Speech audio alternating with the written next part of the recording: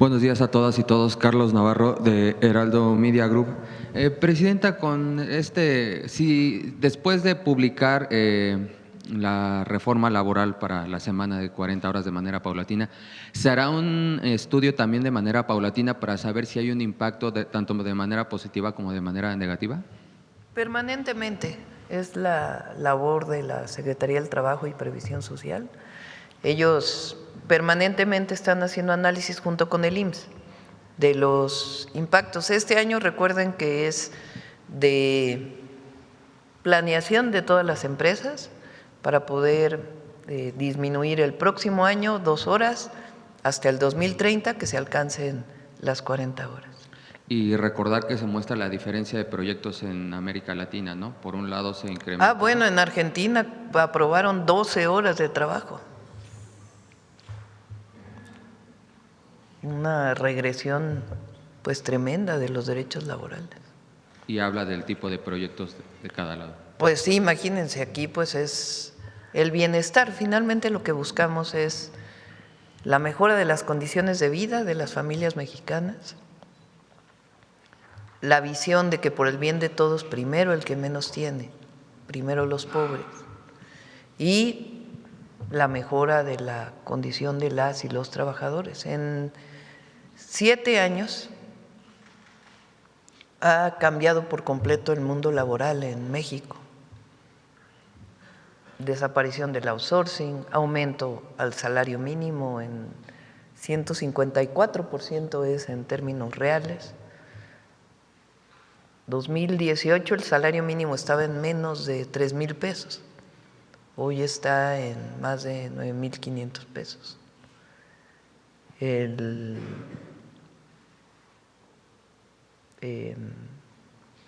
Las pensiones, la mejora en términos de las pensiones, mayor reparto de utilidades y ahora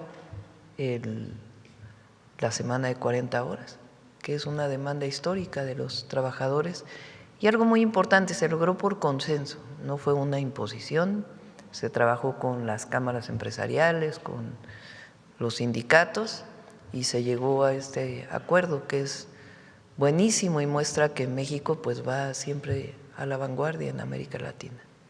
Gracias, Presidenta. Ayer en el evento de Comondú hacía un llamado a la paz sobre esta situación que se está viviendo en Medio Oriente, Presidenta. ¿Qué está pasando en el mundo para que se llegue a esta situación? También no solo es la única situación que está viviendo. Pakistán también está teniendo conflictos, se está viviendo este conflicto entre Estados Unidos e Israel contra Irán. ¿Qué está pasando con la ONU? ¿De qué manera llegar a un momento donde pues, no se esté dando este tipo de conflictos bélicos en el mundo? Pues la ONU dejó de cumplir su labor, la verdad. O sea, se imponen los países con mayor fuerza militar. Y eso pues no puede ser. Después de la Segunda Guerra Mundial, pues el objetivo era garantizar un espacio en donde cada nación tuviera la misma representación. Ha habido problemas desde entonces, pero hoy pues estamos viviendo una situación en donde la ONU ha perdido cada vez más fuerza y no puede ser. Tiene que recuperarse el papel pues de la política diplomática multilateral y es pues triste, por decirlo menos, lo que ocurre, porque al final no es un asunto de si uno está de acuerdo con un régimen u otro, sino que quien paga es la población civil. El bombardeo de una escuela de niñas, y en todos los países, al final quienes sufren pues es los pueblos. Entonces por eso el llamado de México a elevar siempre la solución pacífica de los conflictos y evitar las guerras, siempre pugnar por la paz. ¿Dónde queda la autodeterminación de los pueblos, Presidenta? ¿El mundo necesita un libertador? No, un libertador. No, una persona no. Es el respeto a la autodeterminación. Y esa es la declaración de las Naciones Unidas. No solo es nuestra Constitución, sino que está en la Carta de Naciones Unidas y su formación, la autodeterminación de los pueblos. Entonces es el respeto a la autodeterminación de los pueblos. Si hay un país en donde hay violación a los derechos humanos, pues es en el marco multilateral donde debe encontrarse la solución, no a partir de invasiones o guerras. Esa es nuestra posición, siempre ha sido esta nuestra posición. Y siempre buscar la solución pacífica. ¿Es viable hacer un mundial en un país que está en medio de un conflicto bélico, Presidenta? Bueno, ese ya es otro tema, ¿no? Yo creo que el objetivo de estas gestas mundialistas, más allá de cómo de estos mundiales, pues es que el deporte te lleve a la paz, que la comunicación entre los pueblos a través de la competencia deportiva pues busque la paz, más allá de otros temas que siempre se dan relacionados con el Mundial de Fútbol particularmente, que es pues una parte comercial que tiene todo esto. Pero lo que se busca con las Olimpiadas, con los mundiales, pues es enaltecer la relación pacífica de los pueblos y de los gobiernos. Entonces, hay que avanzar hacia ello, siempre. Gracias. Preguntarle en otro tema, en el contexto de la reforma electoral, el Partido del Trabajo emitió un comunicado el fin de semana pasado y en su comunicado dice: no permitiremos ningún retroceso democrático en México. Decimos no al regreso del viejo partido de Estado. ¿Qué responder a esos señalamientos, Presidenta? Pues no es verdad. No sé por qué lo hayan planteado. Ayer lo decía en el evento ahí en Comondú, en Baja California Sur, y vieran la gente cómo responde. Lo más importante de la reforma que estamos planteando es recuperar la esencia de la democracia, que es la representación del pueblo. La democracia es el poder del pueblo, no de los partidos políticos. Entonces, lo esencial que estamos planteando en la reforma, más allá de la discusión del PREP o no, son dos cosas. Una, que los llamados plurinominales, que la representación proporcional no sea decidida por las cúpulas de los partidos políticos, sino sea decidida por la gente, que la representación proporcional sea decidida por el pueblo, que quien quiera ser diputado o diputada en nuestro país vaya a pedir el voto popular. Se mantiene la representación proporcional totalmente, es más, no cambia la fórmula de la ley, se mantiene la misma que llevó a la conformación de la Cámara de Diputados en 2015, en 2018, en 2021 y en 2024. La misma proporción, solamente que ahora pues no es decididas las listas por los partidos, sino que van a voto popular. Esa es la primera. Y la segunda, disminución de los costos de todos, de los partidos, del INE, de las OPLES, de los diputados locales, de los senadores, que baje el costo de la representación al pueblo de México y de las elecciones. Son los dos puntos esenciales que ha pedido el pueblo, que ha pedido la gente y que yo me comprometí a presentar. Todo lo contrario al partido de Estado, nada que ver. Se mantiene la representación de los partidos políticos, pero van a votación. Esa es la única diferencia. Ya no es las listas definidas por una persona que va a ser diputado o diputada. Ya no, ya lo decide la gente. Por cierto, ¿no les llama la atención un desplegado que salió el fin de semana, firmado por Diego Fernández de Ceballos, Manlio Fabio Beltrones, La Bastida y Alcocer, todos creación de Salinas de Gortari, todos.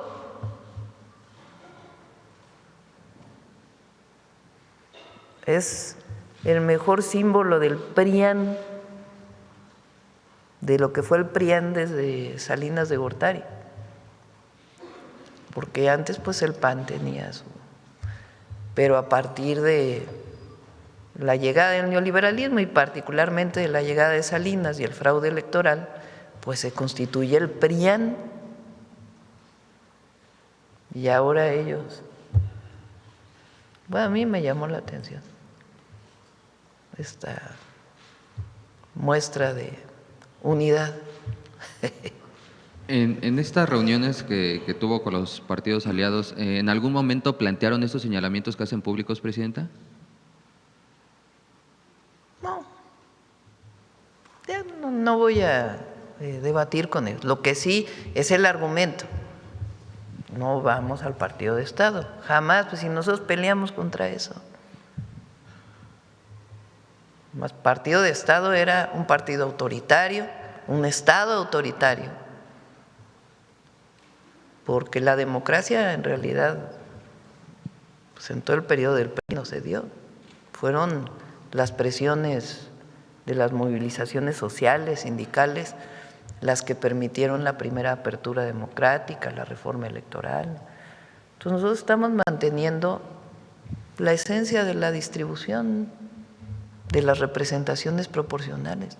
Pero a ver, ¿quién me dice quién defiende? O sea, ¿por qué defender que sea la cúpula de un partido político que defina las plurinominales?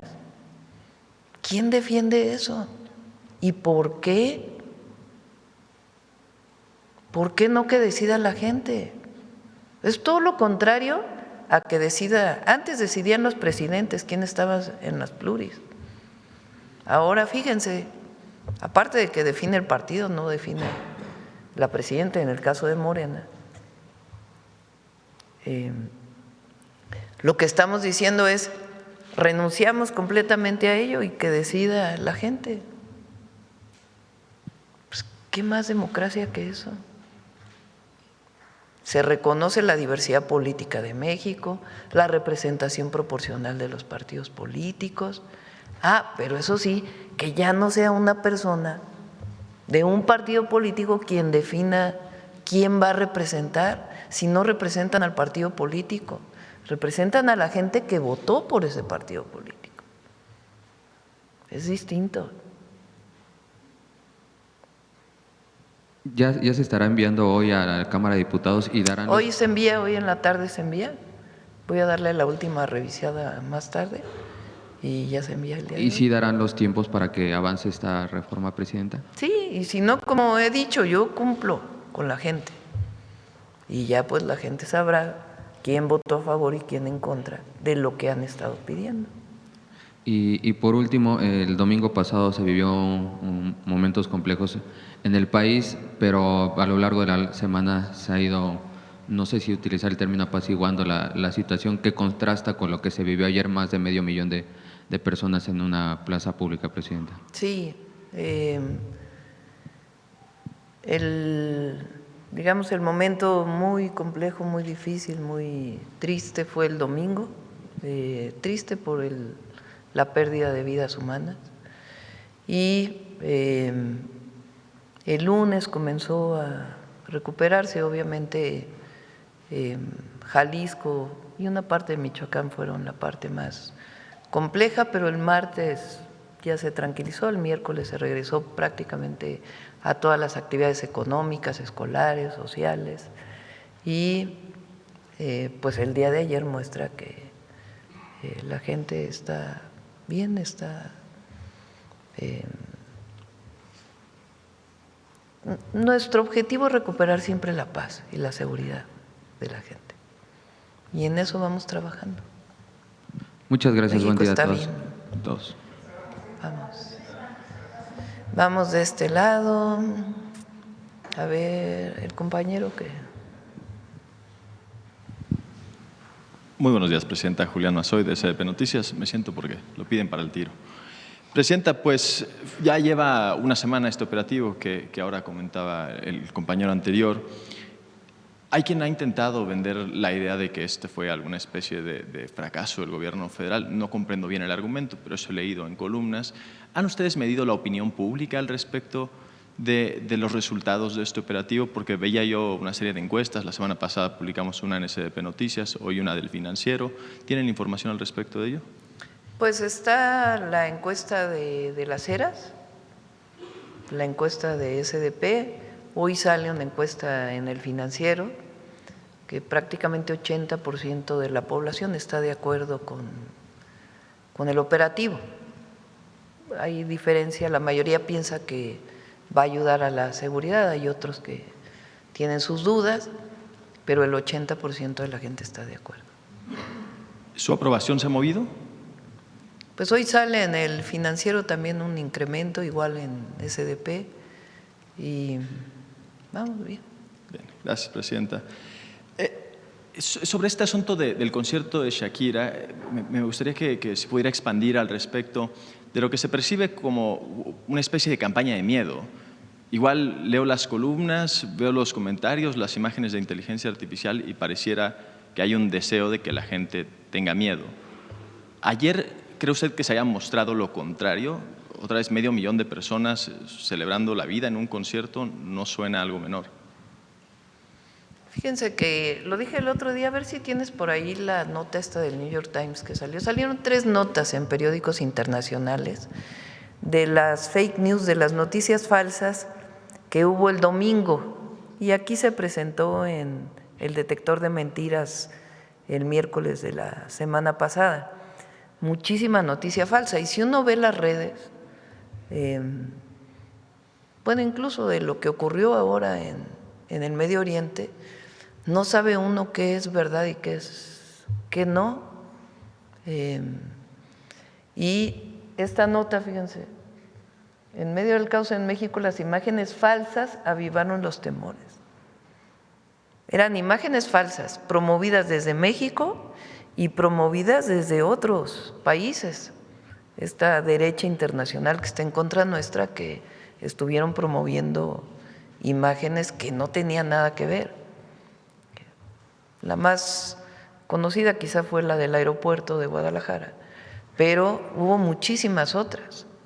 Hay que tener mucho cuidado con lo que se informa en las redes sociales, ir siempre pues a la información oficial y en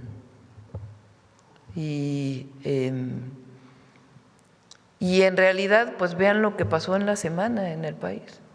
Estuvieron saliendo imágenes de el mismo Puerto Vallarta, que tuvo problemas, pues está lleno de turistas. Todos los lugares, Mazatlán, el hotel donde yo me quedé ahora tenía 100% de ocupación y no es temporada alta, mucho turismo extranjero en Mazatlán. Entonces hay un reconocimiento de nuestro país. Y el concierto de ayer, primero pues agradecer a Shakira, ¿no? el concierto, la verdad, a la gente sobre todo, pues, de primera, el comportamiento de la gente cuando viene al Zócalo, a los conciertos, 400,000 personas. A los organizadores, felicitaciones a Clara Brugada también por el concierto, por toda la organización, a quien lleva a cabo el concierto, creo que es Ocesa, ¿no? La empresa. Vean nada más esto. No, bueno, esa imagen es muy bonita. Pero vean la gente contenta, feliz. Entonces, eso es México. Ese es México, la calidez, la alegría, el amor, el deseo de vivir. Y la maravilla de los conciertos gratuitos. ¿Cuánto cuesta entrar al lo que era el Foro Sol, ¿cómo se llama ahora? Estadio GNP. ¿Cuánto cuesta un boleto ahí abajo de Shakira? A ver, Profeco. Depende de la zona, pero los boletos más caros para Shakira deben de estar en unos 15,000 pesos. 15,000 pesos. Los más baratos, 1,200 en la zona general. Y este es gratuito. Acampó la gente desde el día anterior, muchos fans de Shakira. Muy emotivo, la verdad, muy hermoso. Eso es México. Presidenta, sobre el conflicto en Medio Oriente, el mensaje de paz ya fue dado. Ahora hay cierta incertidumbre en los mercados, ¿no? Se especula, bueno, hay informes, estudios de think tanks importantes hablando de que si el estrecho de Hormuz se mantiene cerrado ante un tiempo prolongado, podría llegar a $100 el precio del barril de petróleo. El precio del gas natural se ha elevado, creo que 50% durante el fin de semana en Europa en particular. ¿México está preparado para hacerle frente a condiciones de turbulencia económica? Bueno, el peso se mantuvo, se revaluó el dólar, el peso se mantuvo, no sé en cuánto está ahora, 17.36, está pues en el margen, llegó a estar un poco más bajo, pero está bien, pues no ha habido problemas. El precio del petróleo se elevó como $10 más o menos el barril, un poquito más. Y ustedes saben que frente a aumentos muy grandes en el precio del petróleo, México tiene ya determinado un esquema en donde baja el IEPS para que no suba el precio de la gasolina y que no se afecte la inflación. Entonces, hoy en la mañana tengo reunión con Hacienda, todos los lunes en la mañana tengo reunión con Secretaría de Hacienda y ahí vemos varios temas y entre otros pues vamos a estar evaluando esto, pero hasta ahora no hay problema con nuestro país. Bien, aprovechando ahora que estamos hablando acerca del precio del petróleo, Pemex sacó su primer informe trimestral, Presidenta. Entiendo que hubo una reducción importante de la cantidad de pérdidas que tiene Pemex y que va bien el asunto. ¿Podría hablarnos un poco de la reestructura de Pemex? Lo he platicado en otras ocasiones. Ayer platicaba con antes de ayer. Hay varias reformas constitucionales y legales que nos ha tocado hacer ya a nosotros, muy importantes. La primera es la reforma constitucional de Pemex y CFE, que en un párrafo muy pequeño, una parte fue propuesta por el presidente López Obrador el 5 de febrero del 2024, y nosotros agregamos una parte, que es que las empresas públicas no pueden considerarse monopolios. Muy importantes. ¿Por qué? Porque antes, con la reforma del 2013 de Peña Nieto, si Pemex producía más de cierta cantidad o CFE sobre todo, pues se consideraba monopolio. Y aquí decimos, no, si es público no es monopolio, es una empresa del pueblo de México. Participan los privados, pero si tiene una mayor proporción, las empresas públicas no pueden considerarse prácticas monopólicas. Eso es muy importante. Esa es una reforma que venía desde, no sé si es yo creo que es desde el 60 ya de López Mateos, pero a ver si me checan de cuándo fue esa que la quitó Peña Nieto. Esa es la primera. A partir de ahí se hacen una serie de reformas legales. Cuando se hace la reforma energética de Peña Nieto en el 2013, el objetivo era privatizar. Lo que no habían podido hacer hasta el final de la privatización del petróleo y de la electricidad, lo quisieron hacer con la reforma del 2013 y en una parte lo lograron con Peña Nieto. A la CFE y al Pemex pues las fueron deshaciendo en empresitas con el objetivo de privatizarlas. Eso venía desde el 92, desde Salinas de Gortari. Pero el golpe mayor se da en 2013. Para hacer las reformas desde 2013, Peña Nieto y pues entonces el grupo gobernante, porque no solo era Peña Nieto, sino el grupo gobernante, con mucha injerencia extranjera, pues diseñaron las leyes de Pemex y de CFE desde el exterior, con empresas consultoras internacionales. Bueno, ahora que en 2024 modificamos, después los primeros 3 meses de 2025 nos dedicamos internamente a modificar esas leyes que se cambiaron con Peña Nieto. Entonces, fíjense algo muy importante. Pemex dejó de ser una empresa dividida en pedacitos. Ya es una sola empresa. Desaparecieron las subsidiarias de Pemex. Entonces ya es una sola empresa con un solo consejo de administración. Eso le da una integración, un control mucho mayor a Pemex del que tenía antes. Ya no es que Pepe es una empresa, Pepe era producción, exploración. Ya no es que Transformación es otra empresita de un conglomerado. Ya no es que Petroquímica es otra empresita. Ya todo es una sola empresa y son direcciones generales de la misma empresa, con transparencia en su administración. Entonces, eso es importantísimo para Pemex, importantísimo. Y eso sí es revertir los 36 años de neoliberalismo.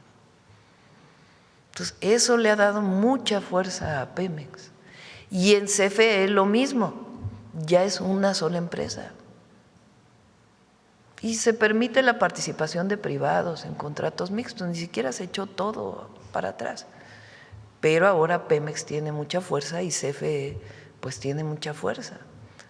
Le dimos nuevamente constitucional y legalmente la fuerza que necesitaban para bien de México y para bien del pueblo de México.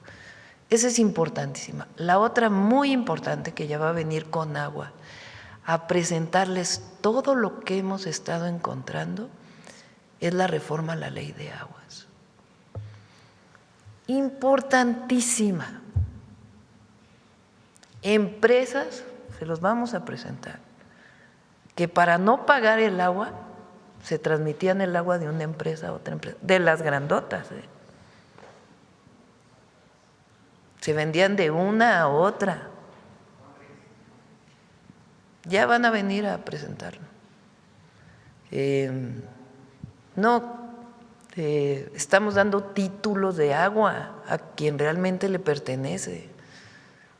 Ejidatarios que no tenían su título de agua, se los estamos regresando. Importantísimo ese cambio en la ley de aguas. Importantísima.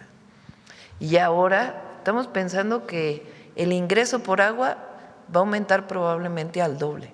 El año pasado lo aumentamos como de 1,000 a 3,000 millones de pesos y pensamos que este año va a aumentar a más de 7,000 millones de pesos. Nada más por evitar que privados cobren el agua de manera acaparando un recurso de la nación.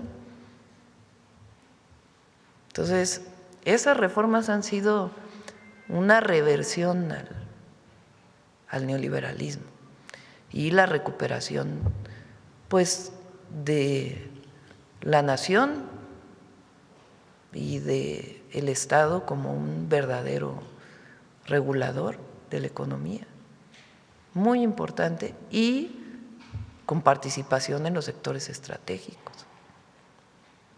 Entonces es muy importante. Y Pemex tuvo un muy buen resultado este trimestre, que es mucho de lo que hicimos el año pasado. Y el apoyo de Hacienda, porque Hacienda ha estado apoyando mucho a Pemex. Presidenta, sobre la reforma electoral, este comunicado que usted mencionaba, una especie de exhorto de estos 4 jóvenes activistas, Manlio Fabio Beltrones, Francisco Labastida, Diego Fernández de Ceballos, No sé, me imagino así se escribirán, no lo sé. Es realmente un exhorto dirigido específicamente a las y los legisladores. A las y los legisladores de su movimiento que lean, o en general que lean ese exhorto, que imagino se lo habrán enviado por correo electrónico, no lo sé, y va para ellos, ¿qué deben de pensar o qué recomendación les haría usted? ¿Cómo? ¿De lo que se publicó? Sí, claro. No, bueno, pues ya que lo lea cada quien. A mí lo que me llama la atención es quienes lo firman. Es como los fantasmas del pasado regresaron. Manlio Fabio Beltrán, creación de Salinas de Gortari.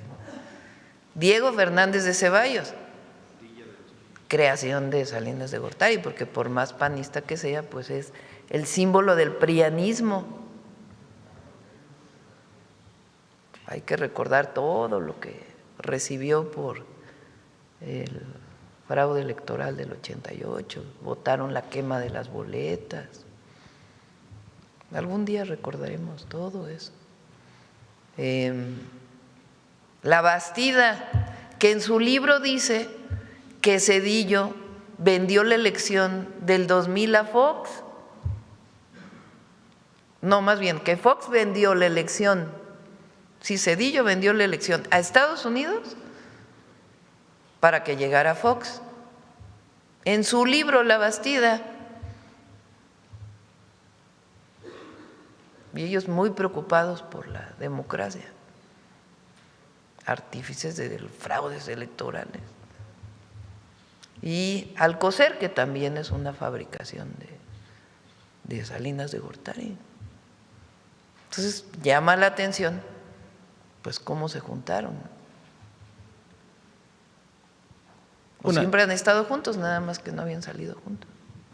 Una última pregunta muy rápida. Se reportó la detención de la secretaria de Desarrollo Humano del Ayuntamiento de Monterrey, de Karina Barrón. Entiendo que ese equipo es parte del gabinete del alcalde Adrián de la Garza. Fue detenida por la Fiscalía General de la República. A saber si tiene algo de información al respecto de ello. Lo único que sabemos hasta ahora es por un video publicado por el senador de ese estado, Waldo Fernández, quien dice que es producto de una denuncia que él pone.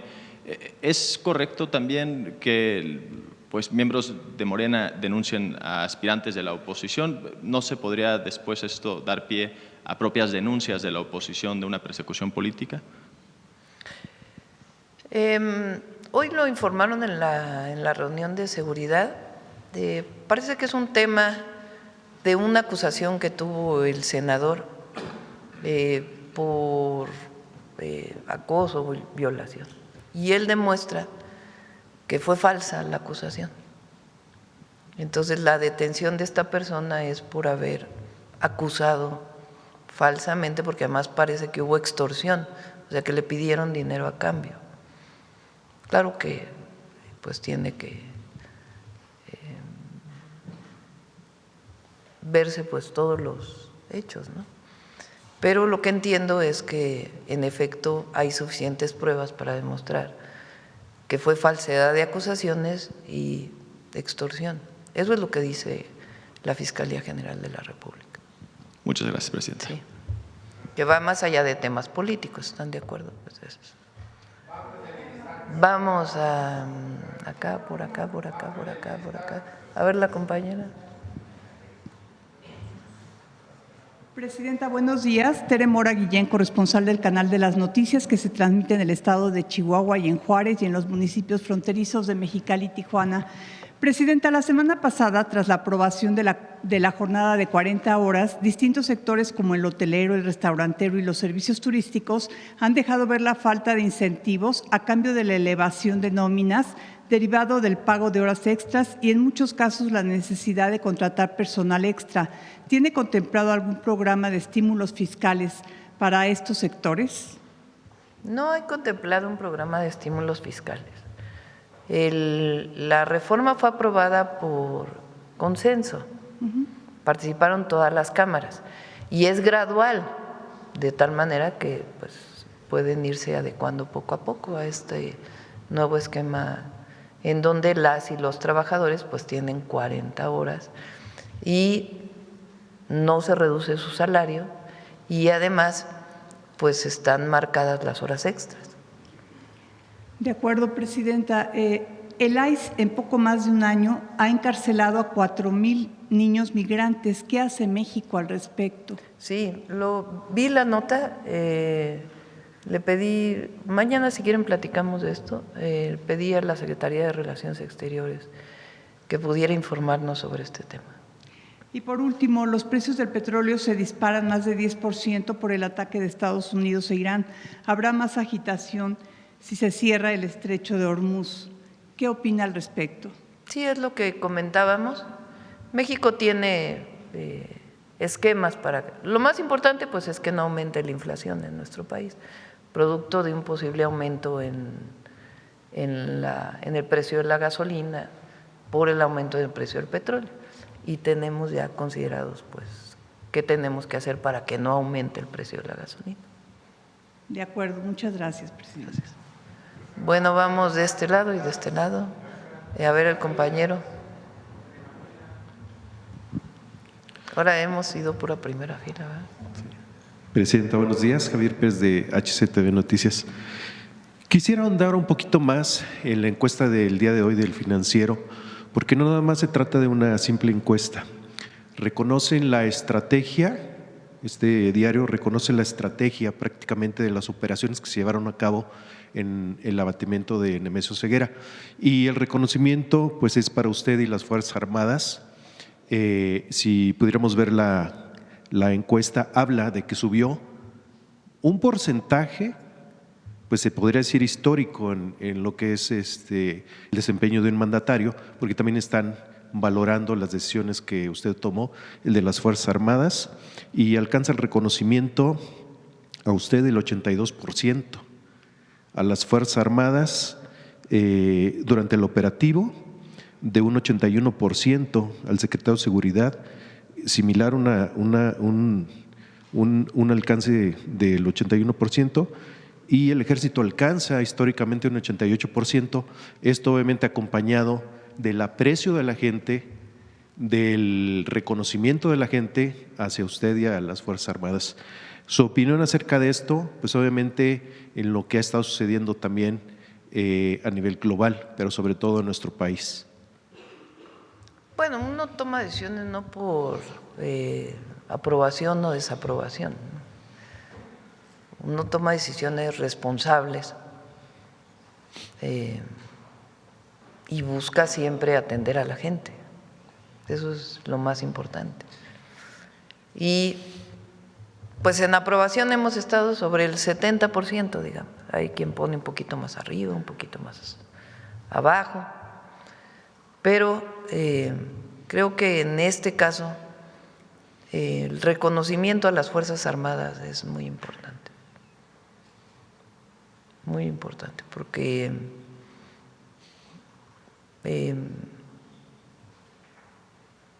pues son los que ponen la vida en riesgo, ¿no?, en una situación como esta.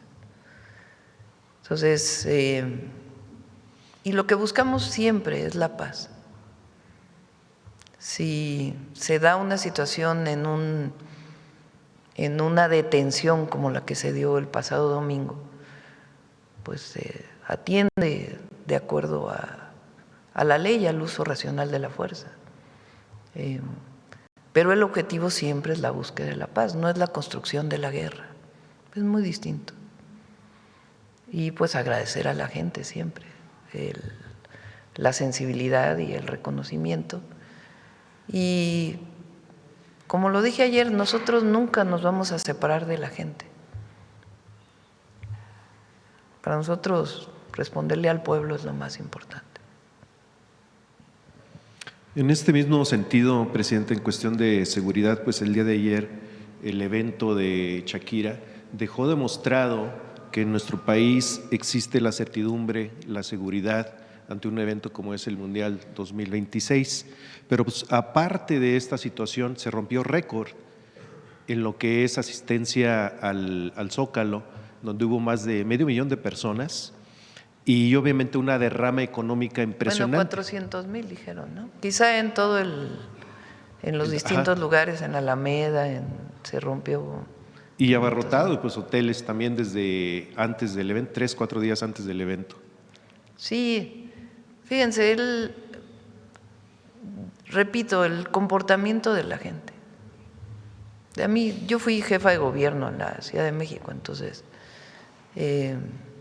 conozco la ciudad, además de que he vivido aquí pues muchos años de mi vida. Pero esto pasa en muchos lugares de México. Cuando hay un concierto, la gente se comporta bien, se cuidan unos a otros, no hay problemas.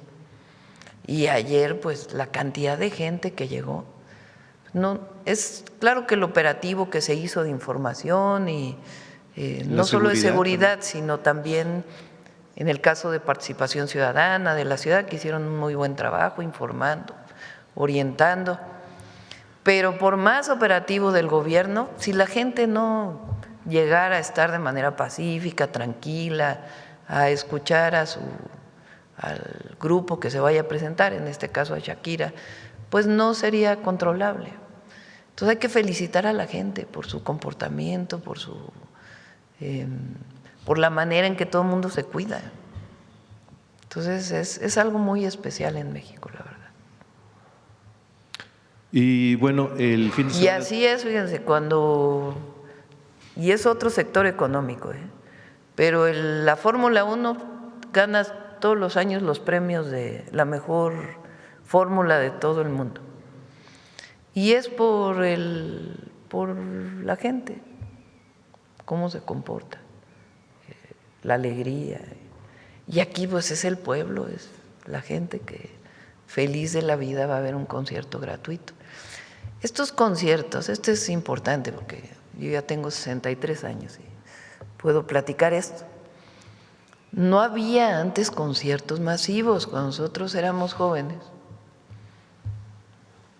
Cerraron el Zócalo para las manifestaciones después del 68.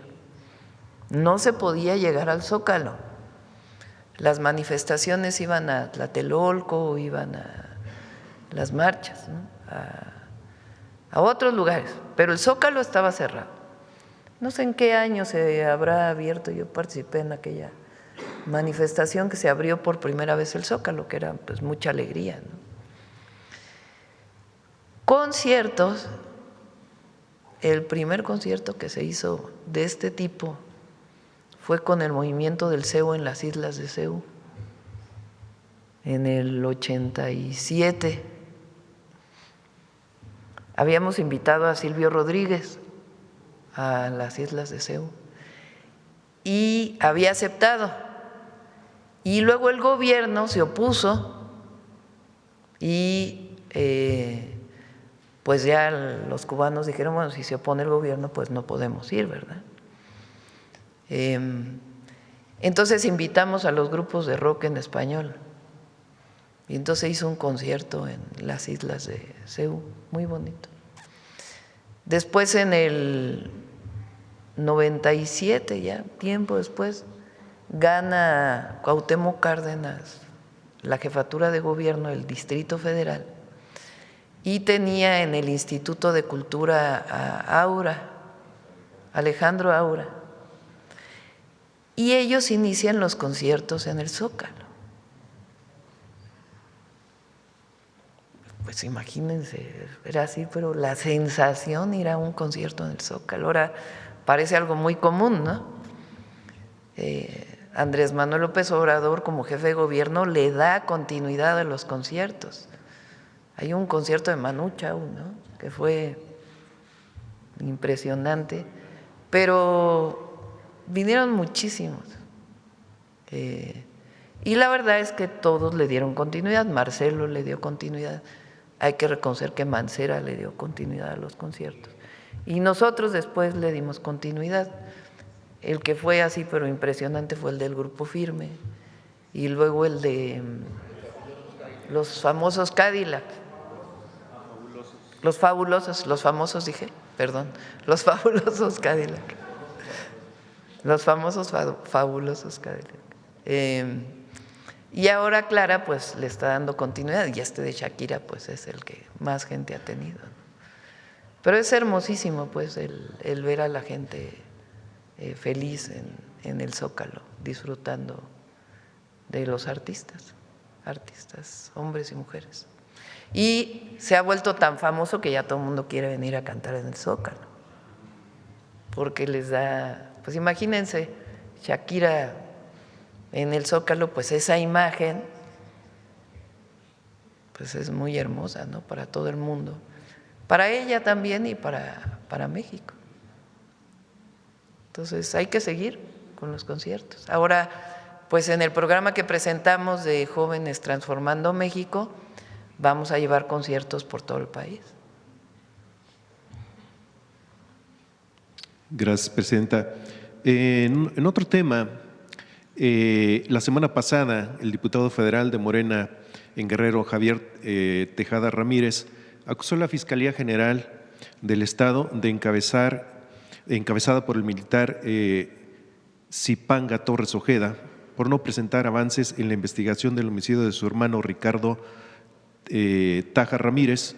Por cierto, ambos pertenecían al Partido Revolucionario Institucional en el gobierno de Héctor Astudillo, y hoy están pues buscando golpear al movimiento, en este caso al gobierno de Guerrero. Y hace algunas semanas aquí se presentó este caso, lo presentó la compañera Citlali Guerrero, preguntaba sobre avances sobre este tema. Pero voy a preguntar si existen avances en esta investigación o le han informado por parte de la Fiscalía de la República. ¿Qué se sabe y si coadyuga la Fiscalía en este caso? ¿Y qué opina usted del señalamiento directo al diputado federal Javier Tejada contra el gobierno de, pues ahora quien gobierna, Evelyn Salgado? Pues que lo informe el Gabinete de Seguridad, ¿no? Y la Fiscalía. Precisamente este tema me lleva a la siguiente pregunta, presidenta. Su opinión acerca de hoy la Fiscalía o la fiscal Ernestina Godoy empieza una limpia en las procuradurías de los estados. No, ella no puede, ella no influye en las procuradurías de los estados, en las fiscalías de los estados.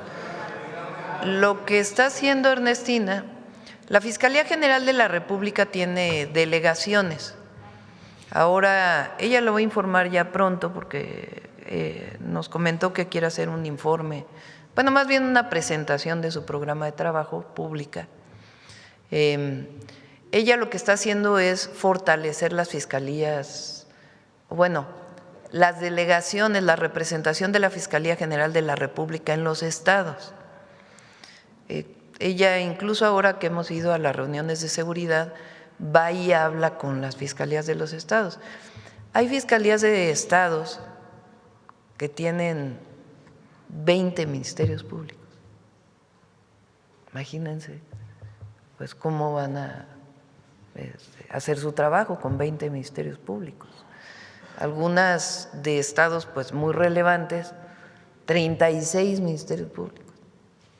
O solamente tienen una sede en la capital del estado y no tienen en distintos lugares. Entonces ella ahora les quiere llamar de otra manera, pero bueno, ya se lo dejamos a ella. Pero quiere fortalecer las delegaciones de la Fiscalía General de la República. Más que limpia es un fortalecimiento, claro, pues tendrán que hacer su revisión de quién trabaja ahí, pero están nombrando nuevos representantes en las fiscalías estatales. Gracias, presidenta. Y bueno, usted ha dicho siempre que hay que… En la representación de la Fiscalía General de la República en los estados, perdón. Sí, bueno, usted siempre ha apuntado al buen ejemplo, ¿no?, de manejos del erario público, vamos a decir algo así como buenas costumbres dentro de lo que son los representantes del pueblo, ¿no?, quien votó por ellos. Hay un caso, quisiera tomar su parecer acerca de la Auditoría Superior de la Federación, cuestionando el destino de más de 1,000 millones de pesos en la gestión como priista de Adrián Rubalcaba en Coajimalca durante el 2024. Su gobierno no ha hecho distinción en casos de corrupción, dado que el caso de Rubalcaba, hablando de recursos federales, pues en este tema, ¿cómo evitar que el exfuncionario con observaciones de esta magnitud o funcionarios ocupen cargos públicos en cualquier nivel de gobierno? Hay que revisarlo porque la Auditoría Superior de la Federación presenta resultados y hay un tiempo para revisar las observaciones. O sea, no, esto que presentaron recientemente no es ya el resultado final. Ahí después viene un periodo en donde tienen que presentarse las observaciones y resolverlas por parte de las personas. Y ahí pues se ve si realmente hubo algún problema o no. Y viene todavía ese periodo, entonces no hay que tomar como algo, un hecho, lo que se presentó recientemente por la auditoría. Y bueno, me llegó una denuncia, Presidenta, acerca de que tiene que ver con el Instituto Mexicano del Seguro Social.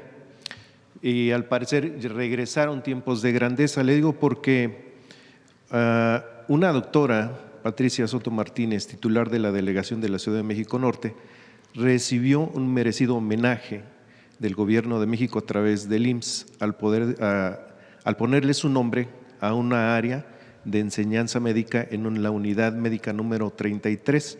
Incluso fue ella misma quien devoló la placa, hasta posó para la foto.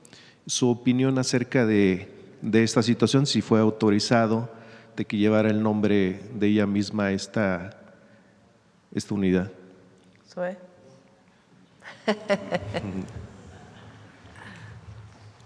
Sí, no, honestamente no tenía conocimiento de esto, pero la instrucción y para cualquier área, los hospitales, los centros de atención, siempre se busca tener algún personaje de la historia. Incluso ahora estamos buscando que los nuevos hospitales tengan reconocimiento de mujeres. Estuvimos en Puebla con la presidenta el año pasado, renombramos el Hospital San Alejandro, ahora Carmen Cerdán, e hicimos una revisión que solamente había 5 hospitales de todo el país, de todas las instituciones con nombres de mujer, y de esas 5 mujeres, 3 habían sido nombrados a partir de primeras damas, o ex primeras damas, pues. Entonces, vamos a revisar el asunto para ver exactamente de qué se trata, y si fuera el caso, pues jamás se permitiría que hubiera alguien, además en funciones, nombrando un área que se acaba de rehabilitar o inaugurar. Y traemos la información, si nos lo permiten, para aclarar.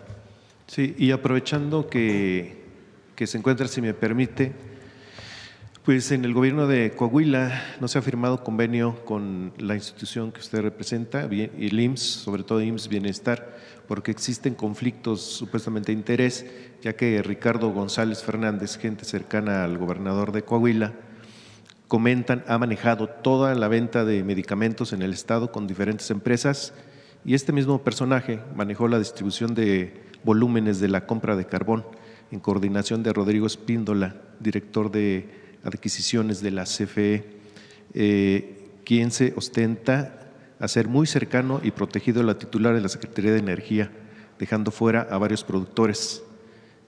Su opinión, si sabe de este caso también. Bueno, entiendo que a lo que se refiere es que el gobierno del estado de Coahuila no ha firmado el convenio de transferencia y transición de la Secretaría de Salud del gobierno del estado de Coahuila hacia el IMSS Bienestar, como no lo han hecho otros 8 estados. Aquí lo ha informado el doctor Alejandro Esbarch, el director del IMSS Bienestar. Acaban de firmar en Yucatán, que es el estado más reciente de adherirse. Es una decisión, así quedó establecida incluso en las reformas que hicieron a la Ley de Constitución Fiscal de cada estado. Entonces, las razones por las cuales el gobierno estatal no se ha adherido, no al IMSS, el IMSS existe en Coahuila desde hace muchos años, sino al IMSS Bienestar, las desconozco, corresponde al gobierno del estado explicar por qué no se ha adherido, a pesar de que, bueno, son muchas las ventajas, honestamente, que tiene un gobierno estatal de adherirse al IMSS Bienestar, sobre todo sus trabajadores, porque entran en procesos de seguridad laboral al estar en un esquema de condiciones generales de trabajo nuevas que tiene el propio IMSS Bienestar. Pero honestamente esto le corresponde o al gobierno del estado explicar, y también la parte de IMSS Bienestar, que han estado en conversaciones con otros estados no federalizados para conocer un poco más de qué se trata la federalización. Sí, si me permite, Presidenta, sin ánimo de… En el caso del carbón es completamente distinto, es lo contrario a lo que estás planteando. Ahora se buscó, CFE tiene una carboeléctrica, entonces compra carbón para la carboeléctrica. La región que produce carbón pues es Coahuila. Ahora se buscó que la compra del carbón estuviera muy distribuida, que no solamente fuera una o a dos empresas, sino que se beneficiara a más productores de carbón, siempre tomando en cuenta, obviamente, que no sean minas ilegales o de estos pocitos que les llaman y demás, sino realmente minas bien establecidas. Entonces buscó que hubiera más distribución pues, de los recursos de CFE. Y todavía falta otra parte de asignación. Entonces la decisión de Emilia fue, en vez de que solamente se compre a uno o dos, pues como es una región muy afectada por el cierre de AMSA, y otras razones que han afectado mucho al centro y norte de Coahuila, pues que ahora se beneficia más, que el transporte se beneficia más. Entonces más bien fue lo contrario. No sé de quién sea esta denuncia, y viene otra parte de la compra. Aprovechando que está aquí el representante del IMSS, Presidenta, me tocó ver un caso y atender una denuncia. Ahora con el tema de las vacunas contra el sarampión, al menos en lo que es Cuernavaca, en los alrededores de Cuernavaca, en las instituciones de salud, se están haciendo una especie de listas para otorgar las vacunas, es decir, que no están al público en general. No sé qué es lo que está pasando, pero como están buscando como repartir las vacunas a ciertas personas que deciden en el sector salud. ¿Hay conocimiento es muy de esto? extraño, pero si tienes los lugares en donde se está presentando esto, pásanos Sí. y lo revisamos. Pero quien llegue se tiene… Sí, a tiene ver, que ser público. Lo importante ¿no? es de 6 meses a 12 años, que es lo que planteamos, que todos los niños y niñas tengan sus 2 vacunas. Se inició por el aumento en el número de casos a 6 meses, en 6 meses, aunque antes era en 1 año, y ahora es a los 6 meses poner la segunda dosis. Esa es la prioridad, y después en algunos estados se está vacunando hasta los 49 años. Pero quien llegue se le puede Nadie poner su tendría vacuna. que esconder las vacunas, No, negarlas, ni en absoluto. listas ni nada de eso, pero si hay alguna denuncia la atendemos. Gracias, Presidenta. Sí. Bueno, vamos por acá. A ver, la compañera y luego acá.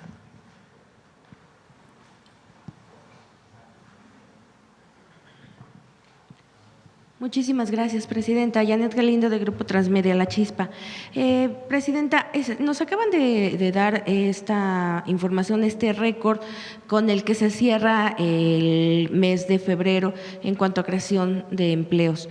Pero sí me gustaría saber un poquito más específicamente de estos empleos, estas creaciones, ¿cuántos son para jóvenes? No sé, a ver. No sé si tienes el dato, Sí, y si tiene. no, lo pasamos con gusto. Sí, gracias. Muchas gracias. Sí, efectivamente, sobre este dato muchas veces hacemos análisis a partir de lo que presentamos hace un momento, cuántos son mujeres, cuántos son hombres, cuántos son permanentes, cuántos son eventuales. Y efectivamente sí, también podríamos revisar por grupos de edad. Pero una cosa que omití decir, pero que es bien importante, para este crecimiento que no tiene el tema de plataformas aún integrado, en todos los sectores de la economía hubo crecimiento, que eso es algo relevante también. A veces algún sector que tiene más estacionalidad que otro puede estar contribuyendo menos a la creación de empleo. En este caso, todos los sectores tuvieron crecimiento: construcción, transformación, comercio, el tema de transporte, también los servicios financieros, en fin. Pero si nos permite, pues también les compartimos la información por grupo de edad, de cuáles son la edad de los nuevos puestos de trabajo que se crearon en el último mes. Muchísimas gracias. Presidenta, y bueno, también preguntarles, estas ayudas y este compromiso que ya se tenía con los estados que tuvieron grandes afectaciones, ¿ya se acabó con el compromiso que tenía el gobierno federal? ¿Qué es lo que falta por resolver? ¿Cuál es el apoyo que les falta hacia estas comunidades que estuvieron afectadas en Puebla, Hidalgo, Veracruz? Tenemos dos pendientes. Uno es la entrega de los enseres. Estábamos esperando porque pues se dio un apoyo para mejorar las casas. Entonces, una vez que se limpiara todo, que la gente ha invertido para mejorar sus casas, pues ahora sí se pueden entregar los enseres. Entonces, a aquellas personas que tuvieron daño mayor se les están entregando los enseres. A las que tuvieron daño menor se les dio un apoyo adicional para que ellos mismos compraran los enseres que se habían dañado. Entonces, falta la entrega de los enseres. Esa es una que los estamos entregando a través de Bienestar y de la Secretaría de la Defensa Nacional.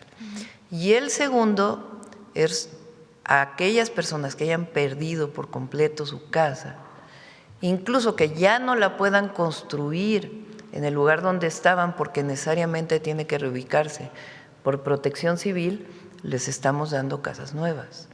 Entonces, esa parte está trabajando SEDATU junto con la coordinación con Bienestar, y los gobiernos de los estados apoyan también en orientar a la población. Nos falta también esa parte, que se están construyendo las viviendas, ya se hizo el censo, ya se fue a hablar con la gente y nos falta todavía esta parte de apoyo, sobre todo a las zonas que por protección civil ya no se pueden quedar en el lugar donde vivían. Esa es la segunda. Y la tercera es la rehabilitación de todas las carreteras. Entonces, ya está el recurso, ya se están haciendo las licitaciones, se van a rehabilitar las carreteras de, sobre todo las 3 entidades que fueron más dañadas, Hidalgo, Veracruz y Puebla, y también el trabajo para desasolvar ríos e incluso construir diques para evitar nuevas afectaciones en los dos. Entonces, como ven, pues seguimos trabajando en lo que en algún momento llamamos pues ya la reconstrucción. Digamos que pasamos la emergencia, después vinieron los primeros apoyos, la limpieza de todas las comunidades y de las carreteras, abrir los caminos. Ahora estamos con la entrega de los enseres y con la etapa de reconstrucción, reconstrucción de viviendas, reconstrucción de caminos y mejora de los cauces de agua. Aproximadamente tienen un estimado ¿de cuánto tiempo? Las carreteras y el tema del agua pues va a ser todo el año que vamos a seguir trabajando, y los enseres e igual la parte de vivienda, y los enseres esperamos pues no sé, un mes toda la entrega. Ok. Pues muchísimas gracias, Presidenta. Y bueno, pues finalmente también preguntarle si en algún momento dado pues ha pensado en cambiar la fecha de la elección judicial. Sí, judicial. Sí, judicial. Sí, lo estamos pensando, estamos viendo. Para que no coincidan con las elecciones estamos todavía intermedias. Evaluando la fecha de revocación de mandato y de elección al Poder Judicial. Depende un poco también pues de la aprobación o no de la reforma. Ok. Puede ser en el 28, sí. Posiblemente. Ok. Pues muchísimas gracias, Presidenta. Sí. Bueno, vamos acá. Gracias, Presidenta. Buenos días a todas y a todos. Nancy Flores, de la revista Contralínea. Presidenta, regresando a este tema de Medio Oriente y tras estos ataques de Estados Unidos e Israel contra Irán, pues que no solamente derivan en el asesinato del ayatolá Jamenei, sino también pues este asesinato de más de 150 personas en la escuela de niñas que ya recordaba usted hace un momento. Preguntarle si México y entendiendo estos 8 principios de los que habló el fin de semana que tiene la política internacional de nuestro país, si México puede tener un papel más activo en evitar pues que esta escalada de conflictos o escalada de violencia continúe, porque pareciera, como usted misma dijo, que no hay institución internacional capaz de frenarlo, Presidenta. México siempre está dispuesto a ayudar. Depende evidentemente de los países. Por ejemplo, en el caso de Cuba, que es otro tema, por cierto, llegó ayuda humanitaria y vamos a seguir enviando ayuda a Cuba. Pues no hay una, digamos, no nos lo han pedido formalmente ninguno de los países. Entonces, no depende de el activismo de México, sino también pues de los propios países que deseen incorporar a México. En este caso vale la pena comentar, estamos en contacto con las familias mexicanas que están, los mexicanos y las mexicanas que están en todos los países que han recibido alguna agresión, y están nuestros embajadores. Hubo una orientación por el momento que en general permanezcan, no de México, sino de todos los países, en los lugares, no evacuar, pero se está en contacto con todas las familias mexicanas que están en todos los países de Medio Oriente. Y sí, justo porque no solo es el tema Cuba, también está recientemente el secuestro del presidente Nicolás Maduro, los bombardeos a Venezuela, todo el tema del genocidio en Gaza. Y siguiendo con este tema, Presidenta, pues además de la Organización de las Naciones Unidas, pues otras instituciones que no han estado a la altura de la circunstancia, pues también son la Corte Penal Internacional y la Corte Internacional de Justicia. Estas también deberían de estar pues propiciando un clima de paz a nivel global. Preguntarle sobre este asunto, porque justo en el Estatuto de Roma se habla de la prohibición del exterminio o genocidio y pues se establece que este crimen, o se describe a este crimen de lesa humanidad justamente como la privación de la vida, la privación del acceso a alimentos, medicinas, entre otras acciones encaminadas a causar la destrucción, y eso es justamente lo que está pasando con el tema de Cuba y este recrudecimiento del embargo, del bloqueo. Preguntarle sobre este riesgo que pues presentan ya personas, la vida de las personas, y si México pudiera también en este sentido pues hacer algo, o qué tiene que hacer la humanidad, pues qué respuesta dar a estas situaciones. Tienes razón en este llamado internacional. Y en poco tiempo Naciones Unidas ha perdido muchísimo. Y esto tiene que ser un asunto multilateral, no solo de México, de un llamado a recuperar pues las instancias internacionales para la solución de los conflictos. Y ahí México siempre va a estar buscando esto. Y mientras tanto, apoyando de manera humanitaria donde haga falta. ¿Pero se podría hacer algo inmediato en el mediano plazo? Pues se puede buscar a través de Relaciones Exteriores, que busque con nuestro embajador en Naciones Unidas y la relación con los países, pues evidentemente un comunicado y un llamado a la paz. Sí podemos hacerlo, pero tiene que haber una respuesta internacional. Claro, Presidenta. En otro tema, en días pasados la Dirección de Procesos Industriales de Pemex informó al personal del Sistema Nacional de Refinación pues que cobraría ya a partir de este día del 2 de marzo rentas de hasta 9,600 pesos por habitar estas casas que están en las inmediaciones de las refinerías de Cadereyta, Madero, Minatitlán, Salamanca, Salina Cruz y Tula. Esto, Presidenta, digamos que ha causado cierto malestar entre los ingenieros y los trabajadores que dicen que podrían irse ya a sus casas o rentar en otros lugares.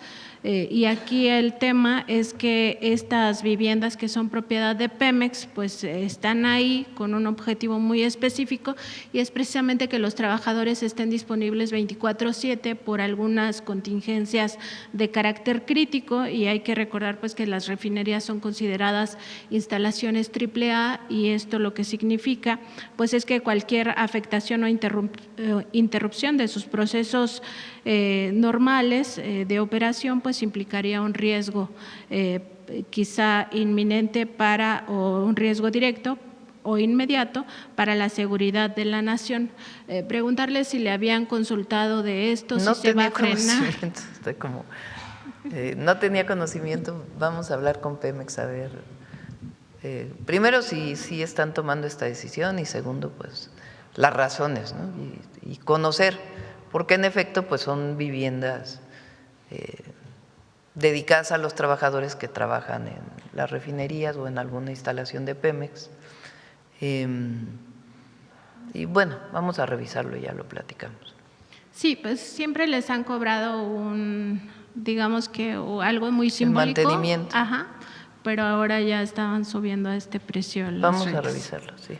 Y también, Presidenta, consultarle si la Secretaría de Cultura le ha informado algo respecto de los trabajadores de radioeducación. Han estado denunciando que algunos de estos trabajadores ganan menos que el salario mínimo. Vamos a corregir todo eso. El presupuesto público tiene diversos capítulos, se llama. El capítulo 1000 son salarios. Y en efecto, con el aumento al salario mínimo entre el año pasado y hay trabajadores que se quedaron con un ingreso menor al salario mínimo, cosa que no debe ser. Y también está establecido que el mando superior debe ganar más que la persona que está bajo su responsabilidad. Entonces, como nosotros planteamos que no iba a haber aumento en los trabajadores de confianza, también fue para los trabajadores de confianza, pero los que están en los niveles más bajos. Y también eso lo estamos evaluando porque debe cumplirse con la ley, las dos cosas. También en el caso de los trabajadores de cultura que ganan se llama capítulo 3000, que es por honorarios. El objetivo es llevarlos al capítulo 1000, que es honorarios asimilados al salario, que tienen mucho mejores prestaciones. Entonces, estamos trabajando en todo ello. Obviamente tiene que analizarse el presupuesto, pero el objetivo es cumplir con la ley y que todos tengan las prestaciones suficientes. Gracias, Presidenta. Gracias. Vamos, yo creo que ya con la última, a ver la compañera y cerramos.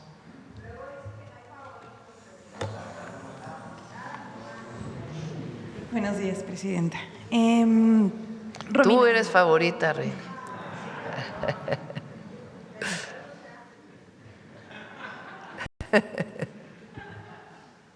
Adelante. Gracias. Romina Gándara, sin embargo, no soy favorita. Sin embargo, publica hoy un reportaje sobre una lujosa residencia que se está construyendo la gobernadora María Eugenia Campos en Chihuahua.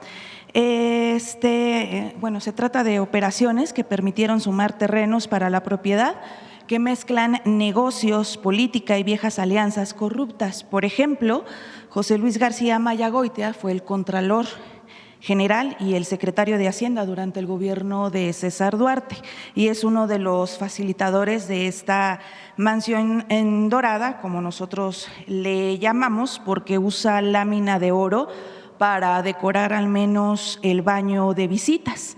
Varias de las personas que están involucradas en estas operaciones, incluyendo pues, a la gobernadora, fueron señalados como parte de este esquema de la nómina secreta, no sé si la recuerda, por medio de la cual se repartió dinero tanto a funcionarios, a periodistas, a legisladores, opositores, funcionarios opositores y hasta sacerdotes.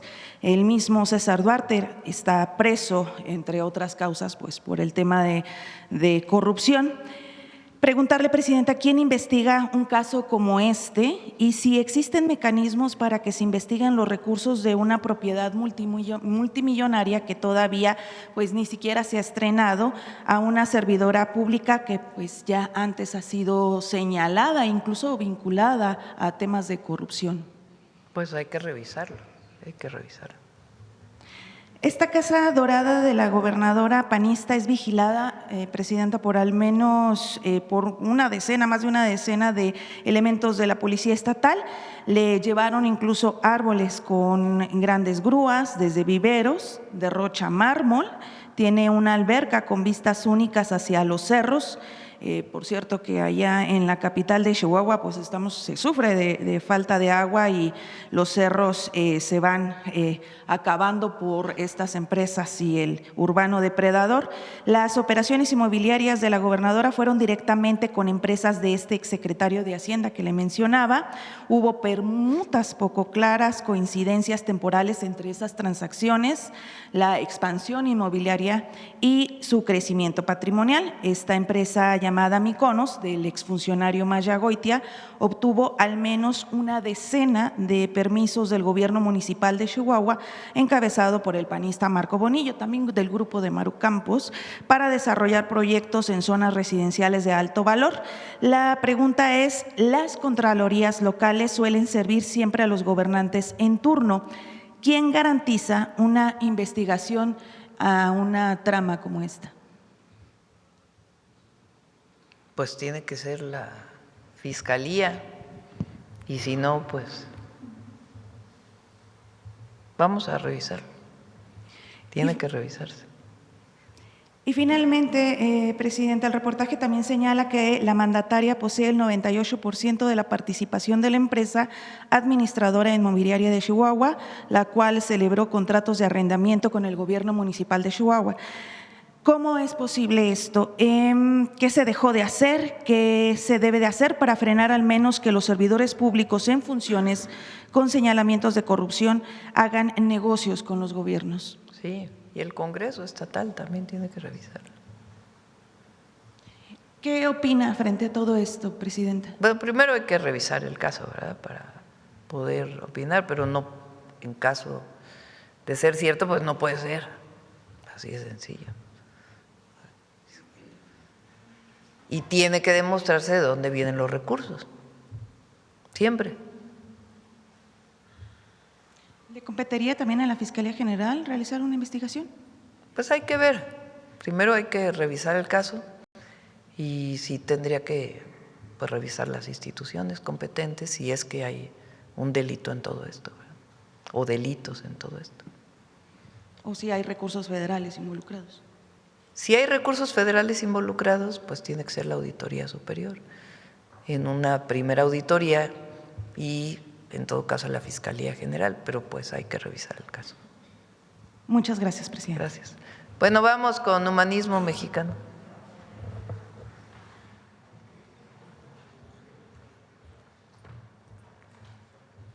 Muchas gracias, Presidenta, con su permiso. Es un honor estar aquí con todos ustedes en este salón histórico, que no sé si ustedes sabían, pero lleva el nombre de un periodista y exministro de Hacienda. Su nombre fue Guillermo Prieto y hoy lo vamos a recordar en el marco del 129 aniversario de su fallecimiento. Pero para hablar de este liberal ilustre, vale la pena dividir su legado en dos partes. Por una parte, lo político, destacando su participación como diputado constituyente en 1856, su desempeño como ministro de Hacienda, que se caracterizó por su honestidad y austeridad, y por supuesto su apoyo a la reforma. Y por otro lado, debemos recordar también su legado literario, porque Guillermo Prieto fue uno de los primeros intelectuales que escribió con orgullo sobre nuestra historia, nuestras costumbres y nuestra gente, contribuyendo así a consolidar la conformación de la identidad mexicana en el siglo XIX. Así que por todas estas razones es que el día de hoy en Humanismo Mexicano hacemos un homenaje a Guillermo Prieto. El 2 de marzo de 1897 falleció Guillermo Prieto, el hombre que al grito de "los valientes no asesinan", salvó la vida al presidente Juárez en aquel episodio registrado en plena Guerra de Reforma en el Palacio de Gobierno de Jalisco en marzo de 1858. Guillermo Prieto fue una de las figuras públicas intelectuales más destacadas del siglo XIX, periodista, poeta del pueblo, defensor de la patria y tesorero de la nación en la época de Juárez.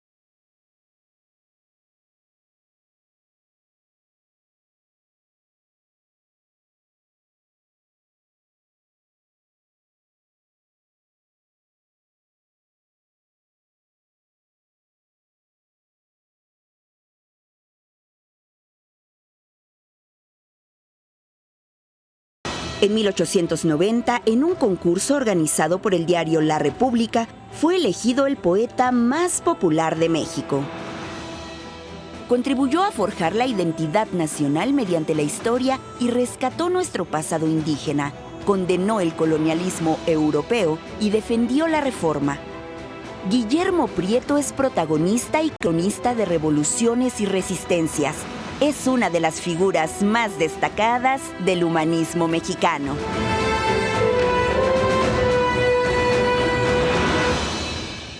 Muchas gracias. Gracias, buen día.